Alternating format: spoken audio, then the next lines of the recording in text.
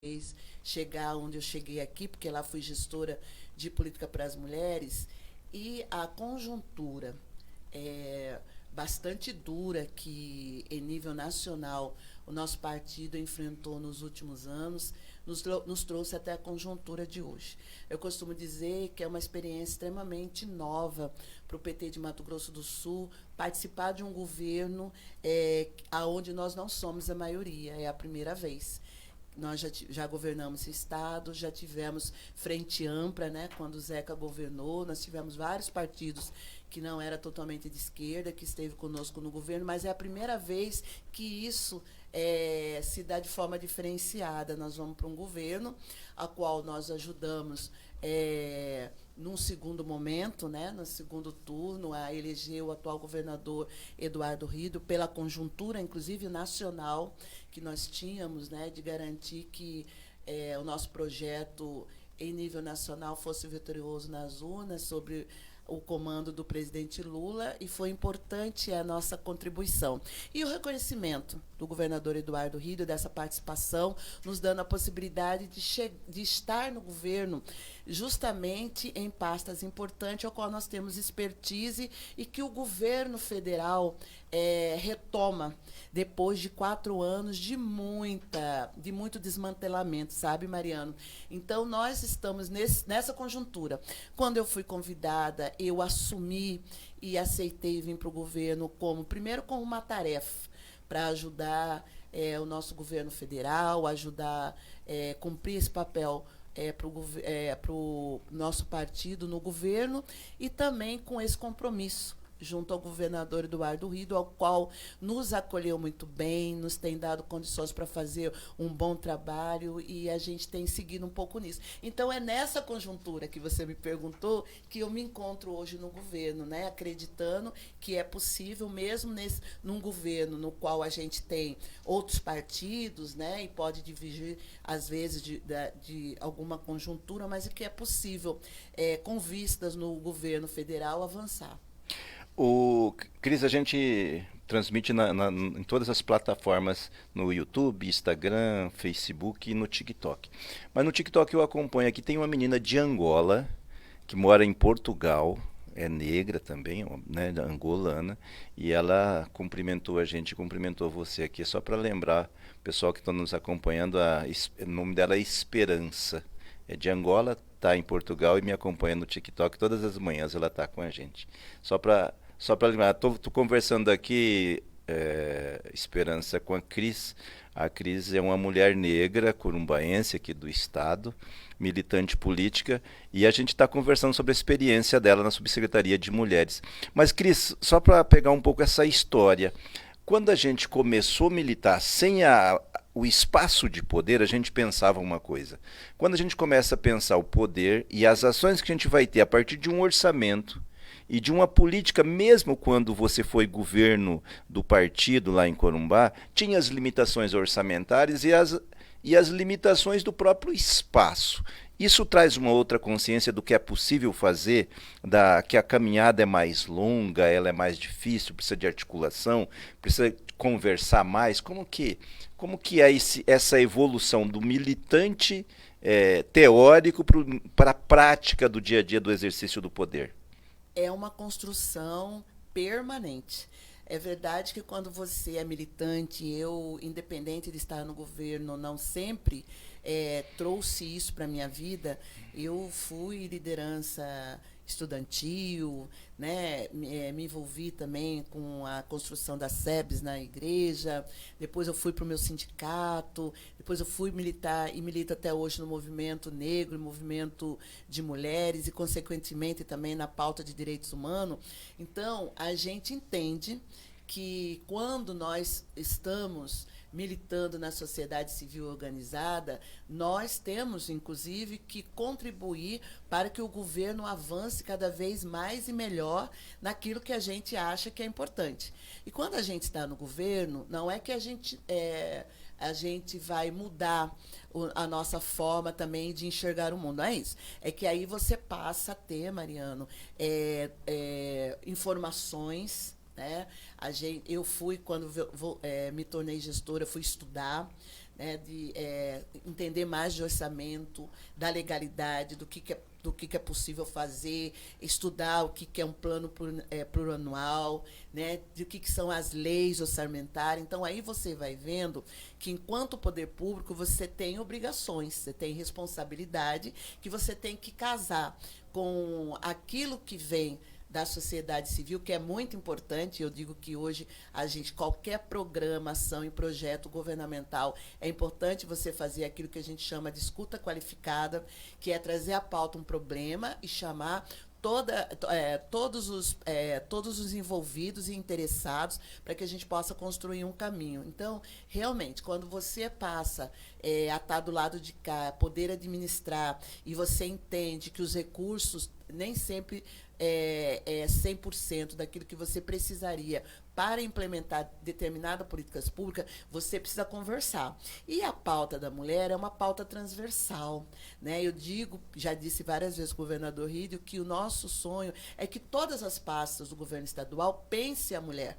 Quando tiver um programa, uma ação, um projeto, que lá esteja onde é que incide aquela política pública na vida da mulher. Porque aí não precisa que a Subsecretaria da Mulher fique a todo momento precisando dizer que é preciso trazer a questão de gênero, né, a questão da política para a mulher na pauta do governo. Se a gente conseguir que a gente faça transversalidade em todas as pastas e a interseccionalidade, porque não é só de mulher que nós estamos falando, nós temos diversas mulheres. Aqui no nosso estado, nós temos que falar das ribeirinhas, nós temos que falar das indígenas, nós temos que falar das quilombolas, nós temos que falar das mulheres que vivem no campo. Então, quando a gente entender que a pasta das mulheres... E as mulheres trans? E as mulheres trans também. Então, quando a gente entender que nós precisamos pôr a mulher no orçamento, precisamos elaborar políticas públicas, mas não são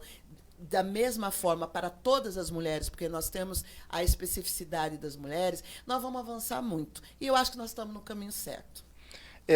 Você citou vários tipos e origens, etnias, de cor, né, das mulheres. Quando eu fazia o partido, eu discutia, a mulher era, quando muito, era a cor, né? Não tinha essa amplitude.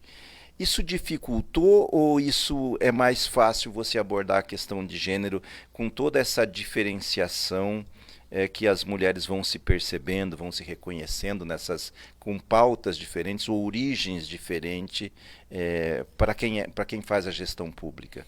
Eu acho que facilita, mas para você entender que é fácil, você precisa estudar, você precisa ter conhecimento, sabe? Porque se você, primeiro que nesses últimos anos, quando você fala de gênero, né, a sociedade criou uma barreira muito grande. As narrativas são de diversas formas, sem verdadeira compreensão. Eu digo que quem vai estudar conceito de gênero, quem vai estudar as novas formas que as mulheres dizem que cada uma tem o seu lugar de fala.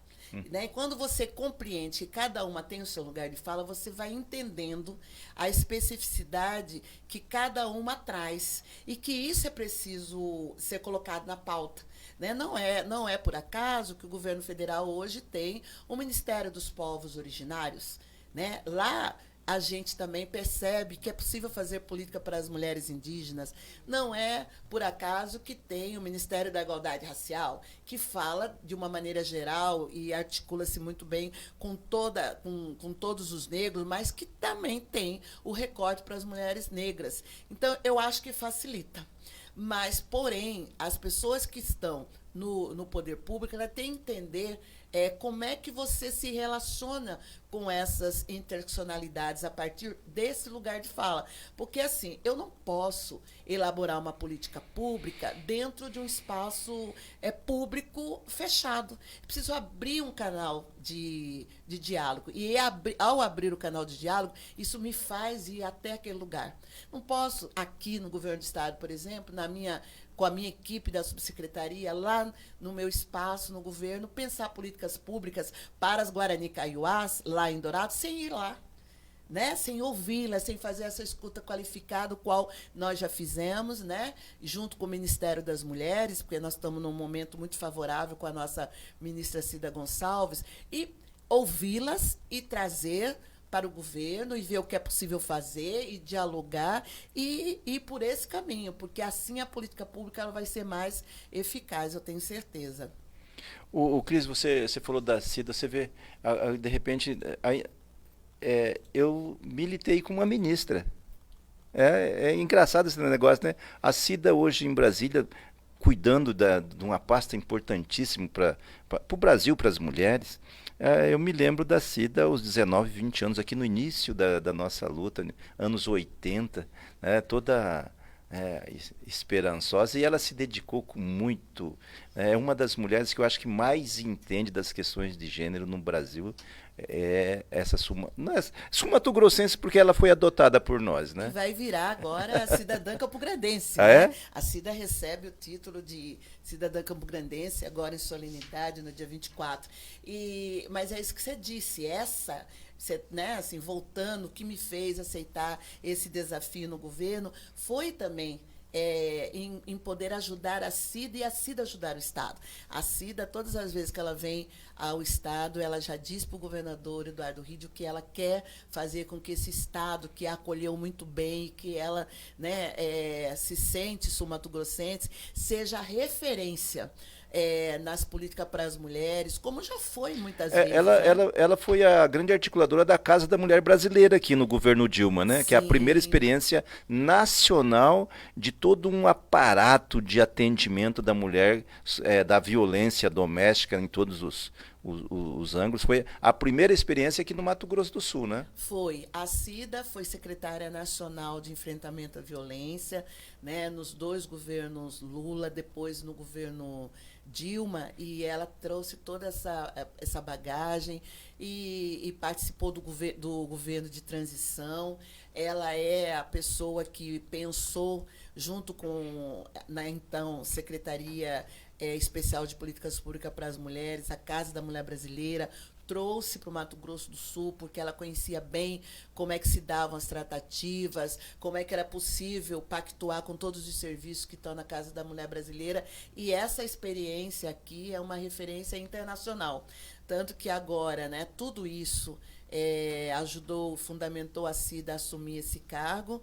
E agora nós estamos trabalhando, Mariano, com a criação da Casa da Mulher Brasileira de Dourados, por ter tantas condições políticas e estruturais no momento colocada, e com essa experiência também que será referência de uma casa de referência de atendimento às mulheres indígenas. Que interessante. Mariana, nós estamos conversando com a Cristiane que o assunto é gênero. Alguma questão sua ou da internet aí pra gente repercutir? Não? Alguma pergunta a ser feita para Cris?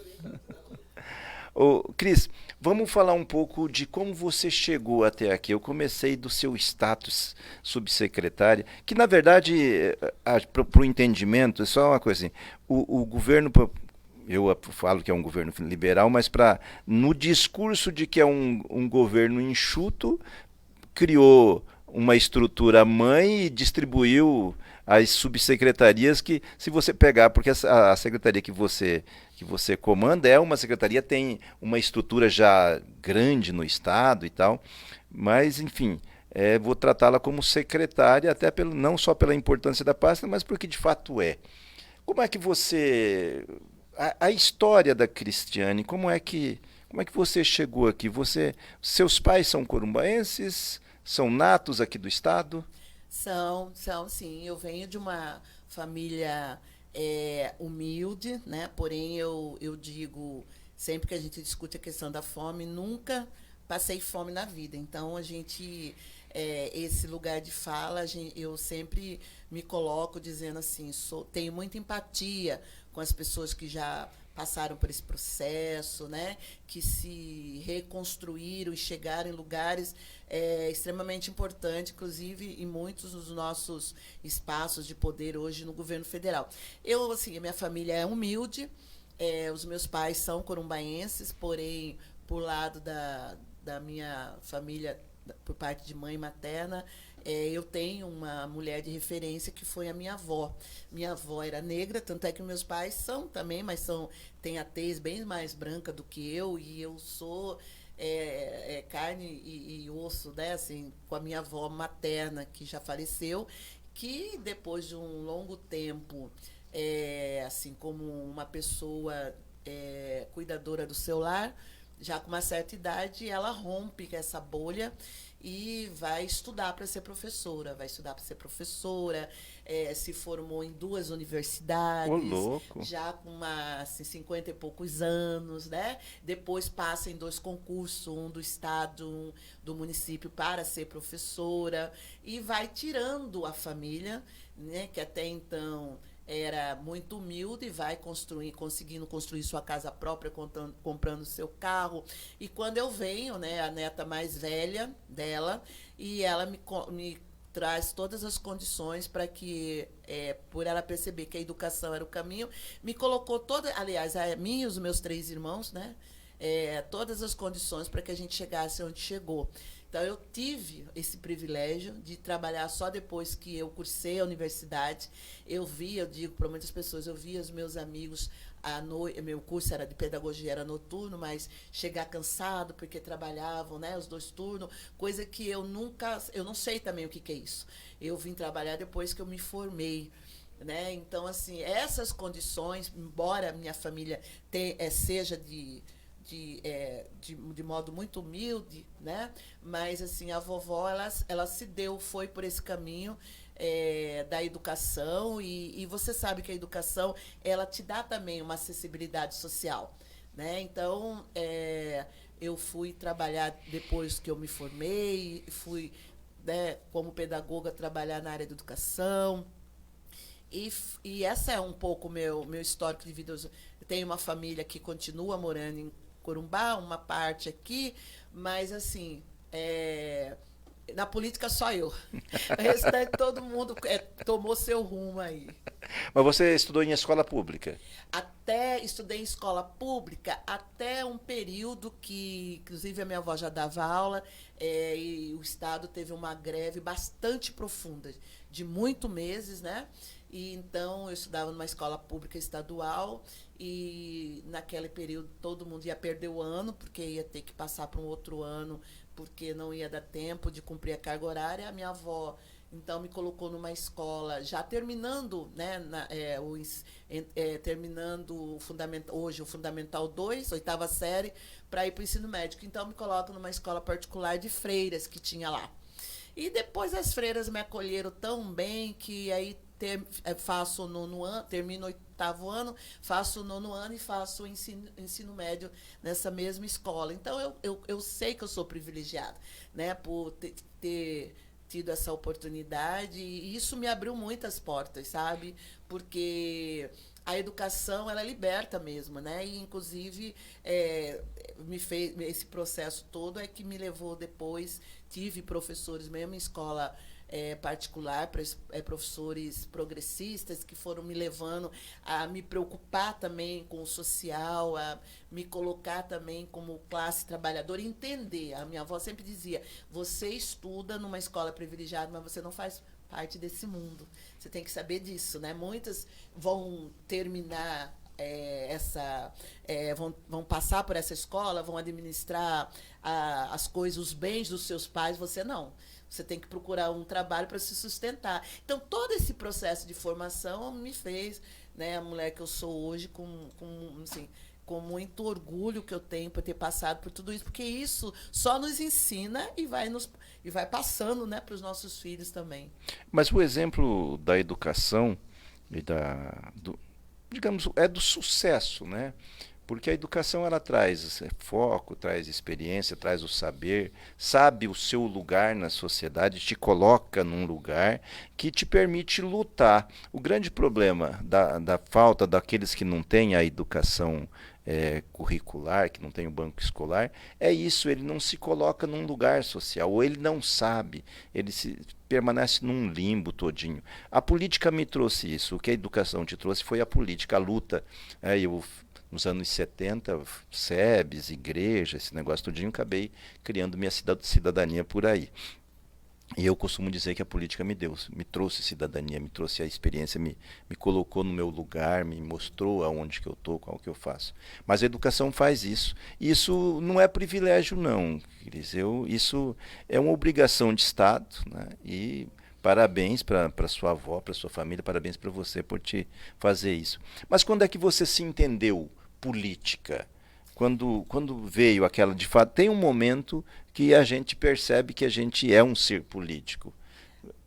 Qual assim, período mais ou menos foi isso? Porque foi um período assim de muita de muita reflexão. Foi quando eu fui para a universidade.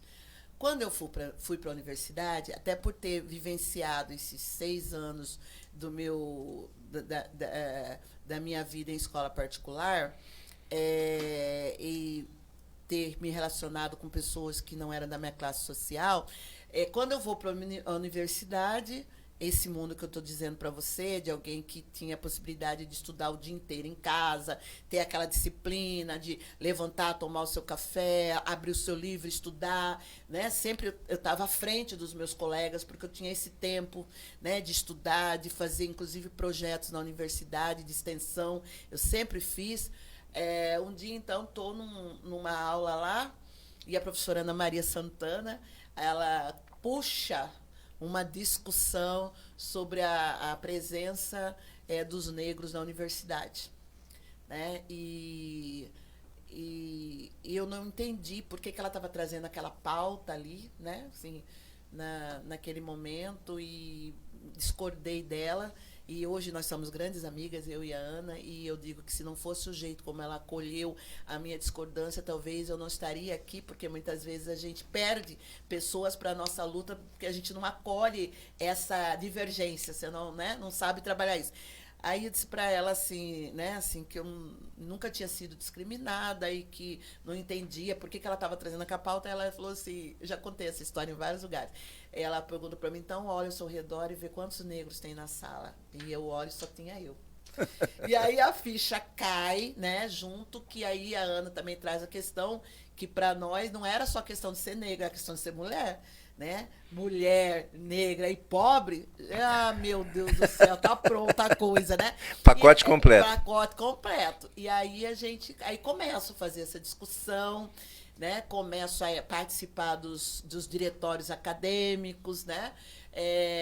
Vou para um congresso da Uni, volto coordenadora da Uni na região Centro-Oeste, e vai. Eu só me filiei mesmo quando eu terminei a faculdade, porque eu vivi de maneira muito intensa essa questão de militar, de fazer movimento estudantil. Ali eu me formei, ali eu me entendi. Mas até então não era filiado a partido nenhum. Eu só me filio quando eu vejo que a universidade está passando, e um dia eu refleti, né? Falei, e agora? O que eu vou fazer? Vou ser só professora? Daqui a pouco eu vou me casar? Como é que eu continuo essa militância? Né? E aí, então, recebi um convite para me filiar ao PT. O PT, na época, estava organizando a sua juventude aqui no Estado, o saudoso Geraldo Garcia. E aí, assim, veio o convite, não só do PT, mas como do PCdoB também, e começo a pensar qual dos dois partidos. E aí fui assim, vendo com quem eu tinha mais, né? E aí conheço o Benhu, né? Na época, o Pedro Kemp, e aí as pessoas, o próprio Zeca, as pessoas vão acolhendo. Né? O PT tem muito disso, né? Acolhe muito bem a juventude, sabe, né? Colocar a pauta da juventude ali para que a gente possa também se sentir protagonista da própria história. Então, decido, em 94, me filiar ao PT de Corumbá, e aí vou, né, assim, começo a construir, vou também construir o meu sindicato lá da escola particular, porque eu começo dando aula nas escolas particulares.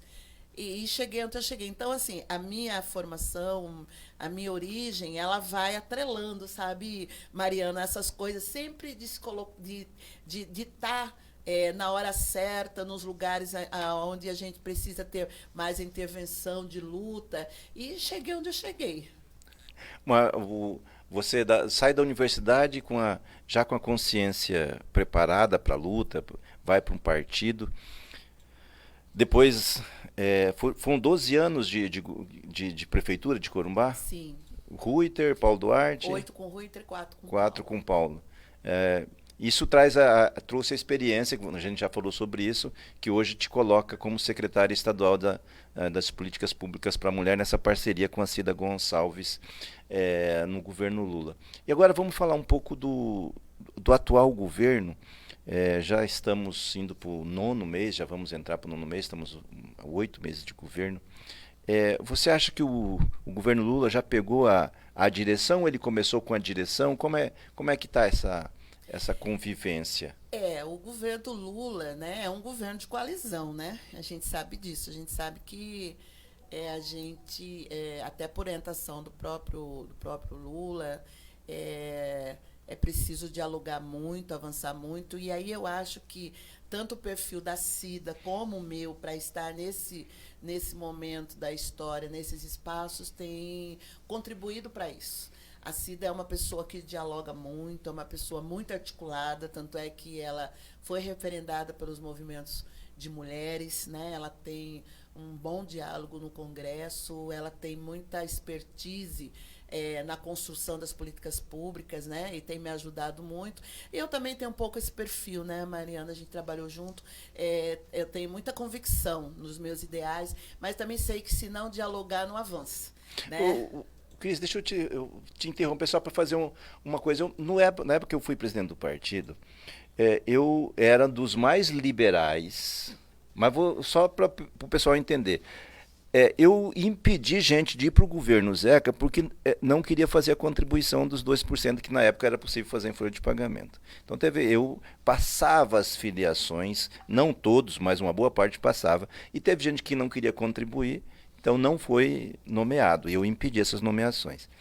E no meu período, as grandes coligações foram 3 com o MDB, foi Sonora, Inocência e Costa Rica, eu me lembro até hoje.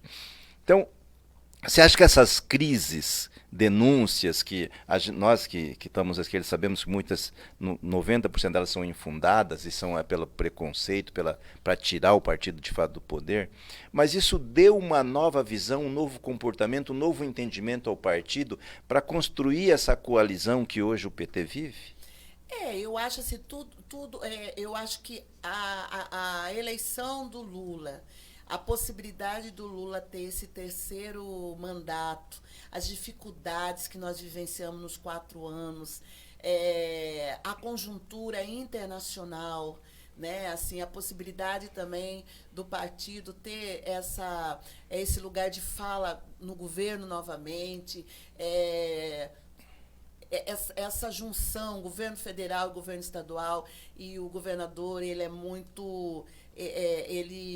ele reconhece muito a importância da gente no governo, tem dado as condições, tem se aberto para o diálogo com o governo federal, o coordenador da bancada ser do PT, está fazendo essa entrada, esse diálogo, o próprio Lula, né? Hoje nós temos 2 ministras no governo Lula.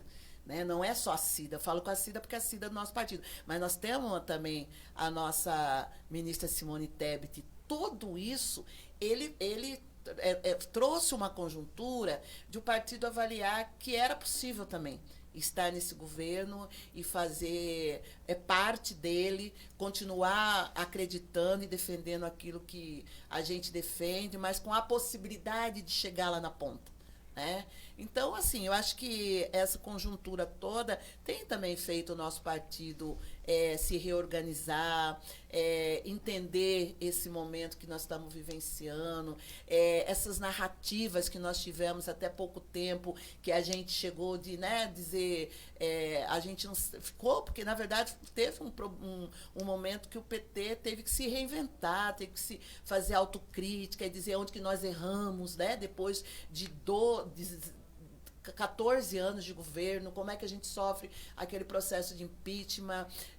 E para nós mulheres foi muito duro, né? Porque era a primeira vez que nós tínhamos uma mulher como presidente da República. Então, todo esse processo fez, com certeza, que a nossa militância retomasse aos livros, nossos debates internos. Mas o PT continua desse jeito aí, viu, presidente? Né? As nossas correntes, as nossas forças disputando e colocando muito presente aquilo que cada um defende. Mas eu acho que tem maturidade. Essa maturidade que foi necessária. Né? Por exemplo, foi necessário depois de a gente ter o Zeca como governador, né? Hoje nós temos uma bancada, principalmente, né, na questão das mulheres, muito fortalecida. Nós temos um deputado federal, temos uma deputada estadual, temos vereadoras. Isso é extremamente importante. A gente vai amadurecendo, vai pegando também, se colocando nesses espaços e vendo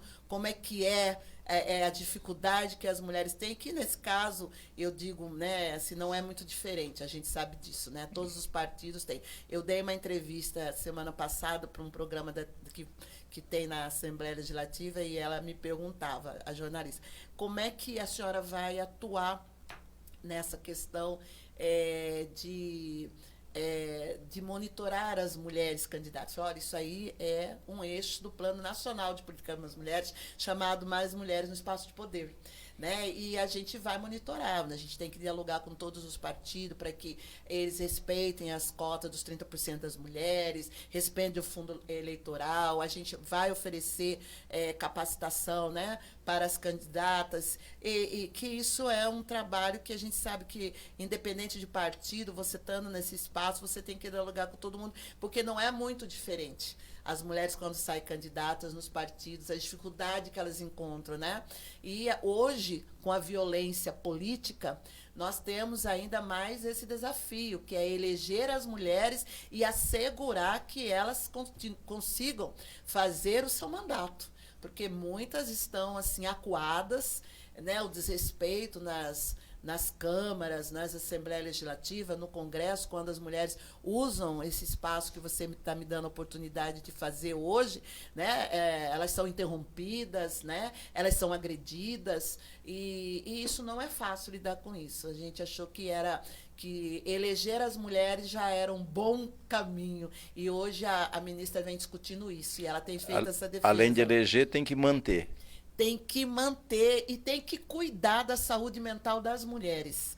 Né? Cuidar da saúde mental das mulheres, porque muitas delas têm se sentido extremamente impotentes, né? Porque são minorias, a maioria são os homens, e muitas vezes elas não se sentem compreendidas, não conseguem ter, os homens não conseguem ter empatia com esse momento. Ainda são poucos aqueles que defendem e respeitam a fala das mulheres. Então, nós estamos nesse momento de disputar tudo, sabe, Mariano? Disputar, como a gente diz lá, mentes e corações para entender o papel da mulher na sociedade, que, assim, quanto mais a gente avança, mais a violência tem aumentado. Eu sei que você vai entrar nessa pauta, mas eu tenho falado isso. Eu acho que a violência, ela é um fenômeno que, segundo a ministra, já virou uma pandemia, porque a gente não está conseguindo controlar, porque muitos homens não entenderam que as mulheres deixaram a cozinha, deixaram o tanque de lavar roupa e estão em outros espaços.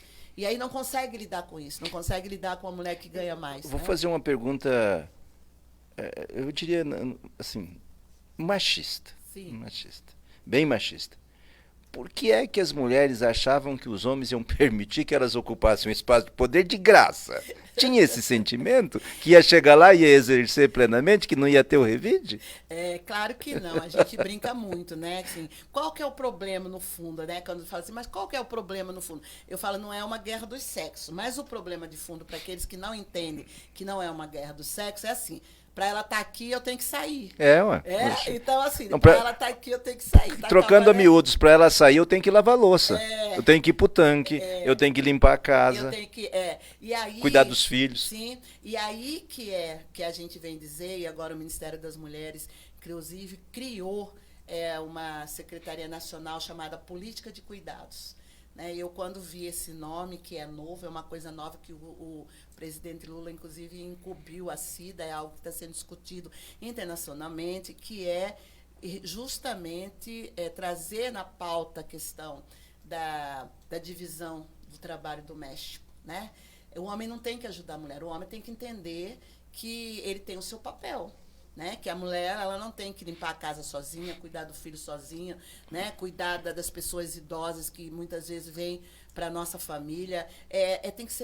Tem que dividir isso. Nós, mulheres do PT, já falávamos. A divisão sexual do trabalho, enquanto ela não for compreendida que tem que ser feita e é possível fazer, né? Hoje eu tenho um filho de 22 anos que ele sabe que ele tem que arrumar o quarto dele, que ele sujou, lavou, né? E o Pedro ficou aqui um ano bem sem mim, e a gente tem aquela preocupação, é a primeira vez que vai morar na capital sozinho, e se deu bem perfeitamente se eu colocar nem sequer uma diarista, né? Que eu falava, eu acho que vou colocar uma diarista que o Pedro não vai dar conta. De jeito nenhum.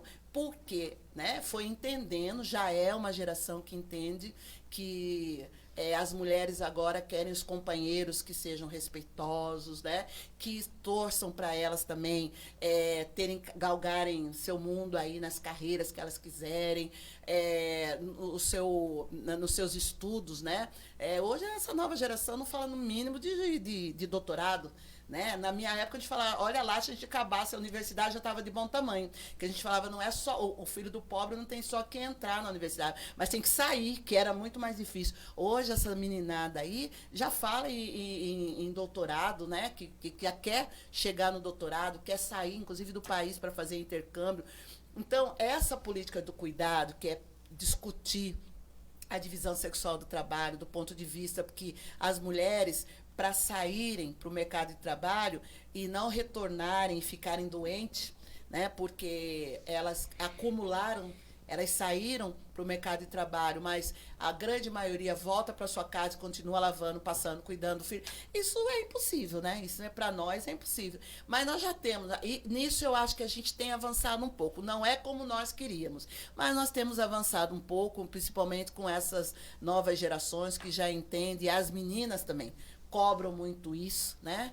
Cobram muito isso no sentido de que elas querem hoje estabelecerem relações de respeito, estabelecer relações de pessoas que comungam desse mesmo sentimento, que uma vida, né, ela tem que ser estabelecida a partir do respeito, a partir do carinho e não da violência, a partir do incentivo com o estudo, nas suas carreiras profissionais. Eu acho que nós iniciamos esse debate e esse debate não tem volta. Sabe, isso, debate não tem volta. É uma coisa que as novas gerações têm colocado, e por mais que a gente percebe hoje alguns grupos, principalmente na internet, com essa questão da misoginia muito forte, né, que é o ódio à mulher, principalmente a mulher que consegue se empoderar. Por mais que tenha isso, também isso nos faz pautar isso na sociedade. E é um caminho que não tem volta. A sociedade, ela vai aprender, eu tenho certeza. Você fazendo essa abordagem, me lembrei da educação que minha mãe me deu. Minha mãe é paraguaia, fronteiriça, semi-analfabeta, dura, mas ela me educou dizendo o seguinte: o homem tem que ser o provedor da casa, tem que trabalhar, ele tem que manter. E quando eu chegava no final de semana em casa, ela falava que o homem em casa atrapalhava. Até hoje eu sinto, quando vai fazer uma limpeza em casa, que a gente tem uma diarista, alguma coisa, eu não consigo ficar em casa. Com essa sensação de que se eu ficar lá, eu estou atrapalhando. Mesmo que eu esteja trabalhando, fazendo alguma coisa no computador, alguma coisa, eu não consigo ficar. Porque é tão forte esse negócio de que eu atrapalho quando está tendo a limpeza, aquele negócio. E eu não... Assim, e ela me ensinou a limpar a casa, varrer, passar pano, limpar, lavar louça, cozinhar, lavar roupa, passar roupa. Ela me ensinou isso caso eu precisasse, se eu não tivesse uma mulher para fazer. Era esse o entendimento. Então eu cresci com esse... Até hoje eu tenho essas dificuldades. Então essa evolução comportamental, educação que as mães podem dar, ou que os homens com outra visão podem dar para os seus filhos, é muito importante para essa nova visão, para como fazer isso. E saindo dessa fala, Mato Grosso do Sul tem tido nas estatísticas como os campeão de violência contra a mulher, feminicídio e tal. Eu perguntei para alguém, um dia eu não me lembro quem, se é em função do Estado ter avançado no registro das estatísticas, do acolhimento, ou isso sempre foi antes de ser estatisticamente registrado, se já era perceptível, as mulheres já tinham essa percepção de que aqui sempre foi um Estado violento, ou são os outros que não têm as estatísticas e não têm o olhar que o Mato Grosso do Sul tem para essa questão. Como que... É tudo junto. Eu falo assim que é tudo junto, até porque a gente tem avaliado muito isso, sabe? Eu e a Cida, né? Porque inclusive, eu costumo dizer para o governador,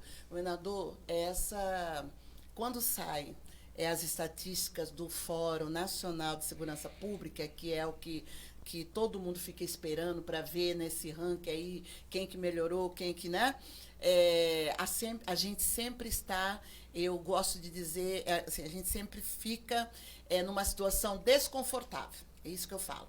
Né? Eu não falo assim que a gente está desesperado. Né? Claro que os números são indicadores, inclusive, para a gente melhorar, enquanto poder público, os nossos programas, as nossas ações, os nossos equipamentos sociais de atendimento à mulher, fortalecer a nossa rede. Né? Então, os nossos números não nos deixam numa zona de conforto. Agora, como é que chega a esse... É tudo isso que você colocou. Primeiro, que a violência sempre existiu. E aquela coisa de que em briga de marido e mulher não se mete a colher. Você acabou de citar um exemplo da sua mãe, que a gente entende que era assim também, na época da vovó era assim também, até que vem alguém que rompe a bolha, né? Mas era um momento ali, né? É assim que se dava a educação. E a gente tem avançado. E essa questão... de que sempre teve violência, sempre teve. Ela não era tratada, né? Ela era a sociedade, era considerada normal. Isso, a sociedade considerava normal isso, né? Em briga de marido e mulher, não se mete a colher. Você não sabe porque que ela tá apanhando, mas ela deve saber. Esses eram os comentários, né? Esses eram os comentários, né? Então, era aquilo que se vivia naquele momento. Então, as mulheres vão começando a dizer, olha, não é bem assim. Tá, mas como que você sabe que não é bem assim? Então, teve um momento que nós fomos atrás dos números. A gente queria saber. Né? A gente dizia que os movimentos populares de mulheres diziam assim, não, as mulheres apanham muito aqui no Estado. No Brasil todo, no mundo todo. Ah, mas como que apanha? Da onde que vocês tiraram isso? E aí a gente vai, né, as mulheres de uma forma muito esperta, a gente começa a correr atrás dos números, de fazer pesquisa, né? E aí a academia também vem nos ajudando, tudo. E os números começam a aparecer. E aí, nós precisamos melhorar isso, vamos enfrentar. Aí você começa a melhorar o registro das mulheres, o acolhimento, né? A palavra acolhimento, que ela já perpassou desde a época do nosso governo, e hoje ela é a palavra ainda de ordem. A mulher, ela só entra na rede de atendimento. Primeiro que nós, além de constatar que tem a violência, nós precisamos que essa mulher entre na rede pública para ser atendida, que é um desafio. Né? Olha, você vê quantos desafios históricos a gente está falando aqui, né, Mariana? De quantos desafios. Primeiro, assim, romper com isso. Que em briga de marido e mulher a gente mete a colher, porque a gente está falando de uma vida. Então, fazer com que as mulheres começassem, ou elas, ou alguém do seu círculo, começassem a fazer a denúncia, ou encorajar a mulher, ou dizer, olha, você tem que romper com isso, ou dizer para o homem, olha, quem ama não bate, não mata. Então, foi um processo que a gente já passou. E aí a mulher começa a dizer, tá, mas aí eu vou para onde? Né? Aí a criação dos equipamentos, a capacitação do servidor público para não julgar essa mulher. De novo, dona Maria, a senhora gosta de apanhar, né? Ela gosta de apanhar. Né? Então, assim, você mudar esse comportamento, esse discurso, também é um processo longo, né? E entender que a gente só trata a mulher em rede. Né? A mulher vai na delegacia, ela chegar na delegacia já é um caminho doloroso para a mulher. Ninguém fala da sua vida íntima se ela não tiver confiabilidade e se ela não tiver a certeza que aquilo ali vai levá-la para uma vida melhor. E aí a gente começou a dizer, olha, não é só chegar na delegacia, essa mulher tem que ter um atendimento psicossocial. ela tem que ser atendida por uma psicóloga, os filhos, ela tem que ter um emprego para poder romper com essa autonomia, para ter autonomia financeira. Então, tudo isso foram processos que levaram hoje aqui o trabalho, a rede de atendimento à mulher. Eu brinco, né? Falo quase que em tempo real. A gente sabe quantas mulheres estão sendo atendidas, quantas mulheres entraram e saíram da rede, os casos de feminicídio, né? Então, isso tudo é um processo. O que a gente tem colocado agora? E essa rede que atende os equipamentos, né? Tem um centro de atendimento à mulher em situação de violência, tem uma pessoa em cada município que toque a pauta da mulher.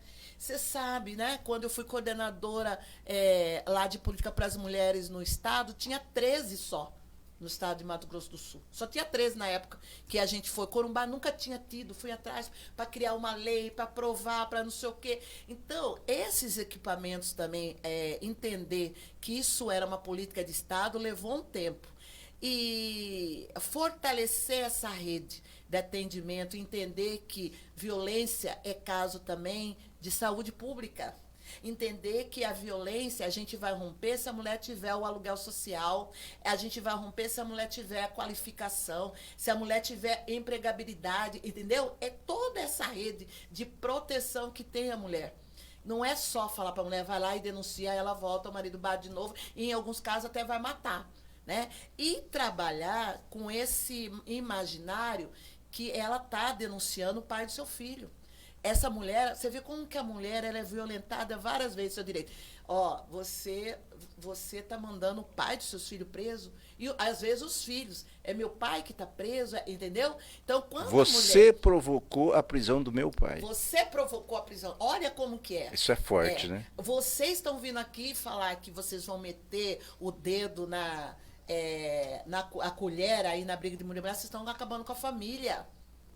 Entendeu? Então, tudo isso discutido, tudo isso colocando, não é isso que nós queremos, é a defesa da mulher, também é a defesa da família, porque as pesquisas dizem que as crianças entram também na questão da violência.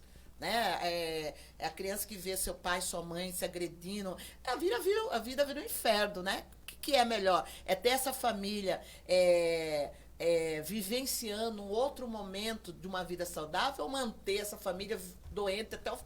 Né? Aquela criança que vai sair dali vai naturalizar a violência. Então, tudo isso nos levou a isso. Então, para resumir, nós temos uma notificação muito boa. Outros estados têm dificuldade de fazer isso, não investiram nisso. Nós temos políticas públicas. Hoje, dos 79 municípios, nós temos 56 municípios que já têm coordenadoria, que tem uma pessoa lá, e a pauta de violência é a pauta que mais nos demanda. Às vezes você fala assim, olha, a coordenadoria não é só para falar de violência. Não é. A gente quer falar sobre empreendedorismo feminino, a gente quer falar, né, das políticas de cuidado, mas a pauta que mais nos demanda é a violência.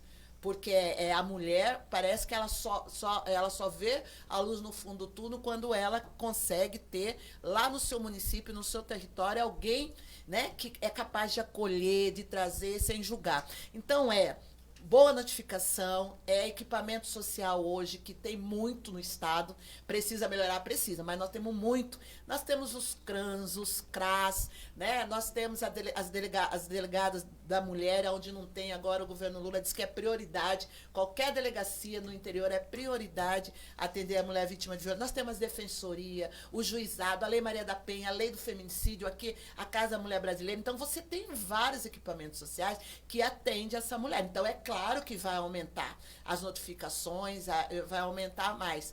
Agora, é preciso fortalecer a rede, qualificar a rede, entender que, né, é uma coisa que eu digo muito, quem tem que trabalhar muito isso são as coordenadorias locais, entender que é uma política de Estado, não é uma política de governo, é uma política de Estado, não pode ter interrupção, sabe? Tem que ter continuidade, e a política da mulher ela tem que ser transversal. Aí voltamos lá, transversal, porque quem apanha mais são as mulheres negras. 8 horas, 15 minutos. Cris, Normalmente a gente faz um break, passamos 15 minutos do nosso break, mas eu vou pedir para você e vou fazer um desafio. Eu sei que a gente tem assunto para conversar por mais 1 hora. Então fica o convite para você voltar uma próxima vez já, vamos agendar, vamos se programar para fazer isso, para a gente falar especificamente sobre atuação, sobre toda essa segunda parte. Mas eu preciso me despedir de você. Quero deixar os microfones abertos para você se despedir e dizer alguma coisa que você acha importante para dizer, mas já de antemão agradecendo a gentileza da sua entrevista. Mariano, gostei muito de vir, de te ver, né?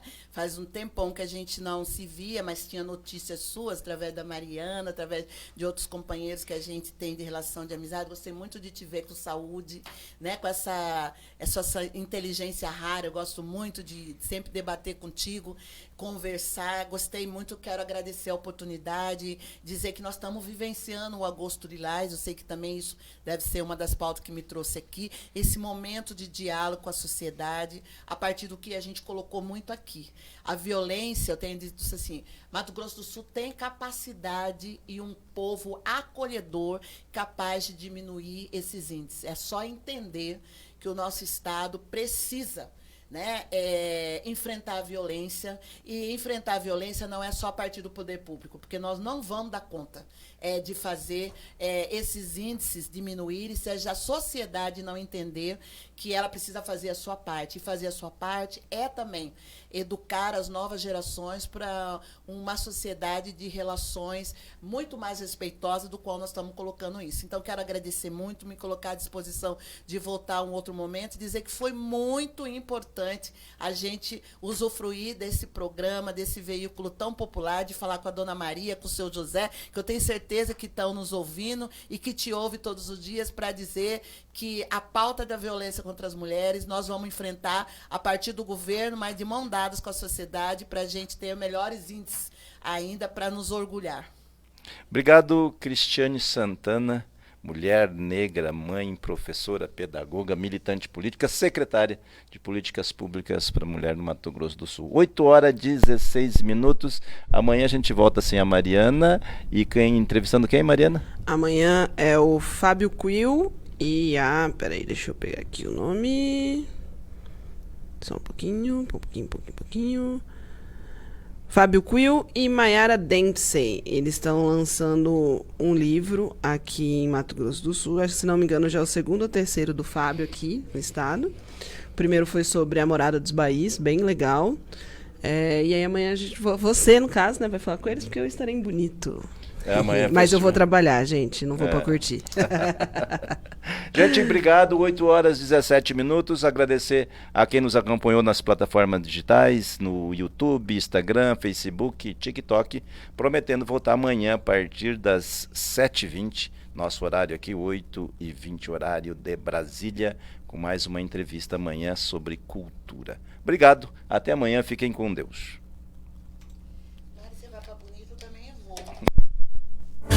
Fique ligado, daqui a pouco a gente volta com mais músicas aqui na Nova 106 FM.